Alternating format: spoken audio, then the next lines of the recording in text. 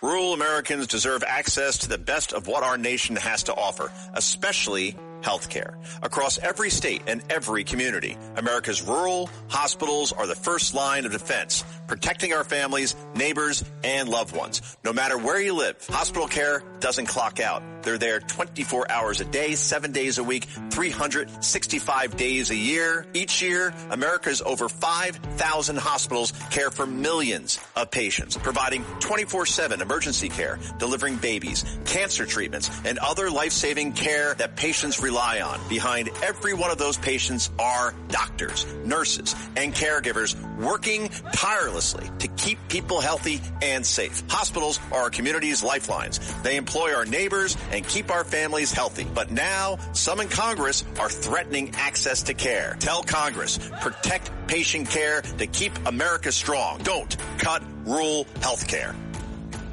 Listen, all you New Yorkers. Taxi. Okay, we're looking around. This is the 77 WABC minicast. Mike Faulkender was the Deputy Treasury Secretary in the first year. Helped get the One Big Beautiful Tax Cut bill through. He's now with America First Policy Institute. Mike, we've been going long. I'm sorry we don't have much time, obviously because of the war story. But you have quick thoughts. I was talking to Dan Briette, whom you know, former Energy Secretary. I mean, you have a risk premium built into the jump in oil prices, but that's not going to last. The world is awash in oil, isn't it?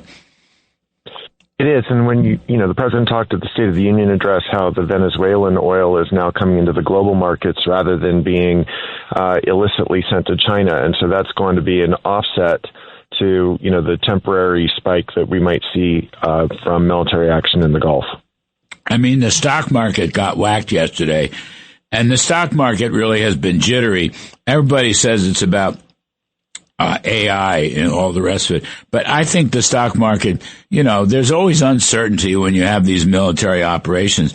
It's going to come out well on the other side. I mean, we have overwhelming power, and I don't think the president's going to stop any too early on this one. Yeah, I'm in agreement with you. I think, the U.S. military continues to demonstrate the capability that it has to do just amazing operations, and I'm very confident that we'll have a short set of military activities, and once there's some resolution on that, I think you'll see equity markets and commodity markets recover from some of the fear trading that took place on Friday. I mean, it seems unimportant right now, but it was a headline. The Freddie Mac 30-year mortgage rate dropped below 6%. Will it stay below there, Mike Faulkender? It's a tough call, I know, but you think? I think for the first time, for the first time in 4 years, it's below 6. If the president continues to focus on creating growth without inflation, that's going to put pressure off of interest rates, and that'll continue to be compounded into the 10-year Treasury bond yield, which is the base rate, of course, under which mortgage securities and mortgage loans are priced. And so I think if we continue to see reductions in the budget deficit, if we continue to see economic growth, if you continue to see an absence of inflation, all of that should be good for the bond market, for long-term Treasury yields, and therefore flow into mortgage yields. Yeah, I mean, if the 10-year keeps slipping down below 4, which is interesting, the short end of the curve is inverted, right? The 3-month bill is higher in yield than the 2-year note and the 5-year note. That's not a healthy situation.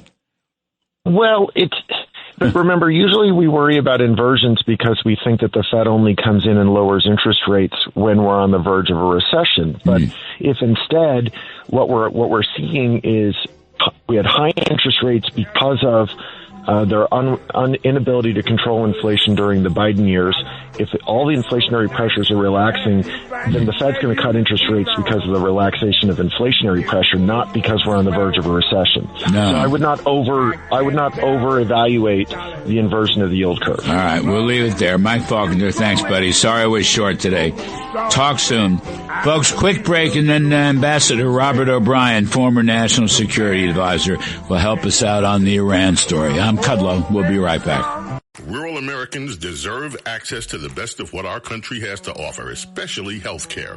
Across every state, every community, America's rural hospitals are the first line of defense, protecting our families, neighbors, and loved ones. No matter where you live, hospital care doesn't clock out. They're there 24 hours a day, 7 days a week, 365 days a year. Each year, America's over 5,000 hospitals care for millions of patients, providing 24/7 emergency care, delivering babies, cancer treatments, and other life-saving care that patients rely on. Behind every one of those patients are doctors, nurses, and caregivers working tirelessly to keep people healthy and safe. Hospitals are our community's lifelines. They employ our neighbors and keep our families healthy. But now, some in Congress are threatening access to care. Tell Congress, protect patient care to keep America strong. Don't cut rural health care.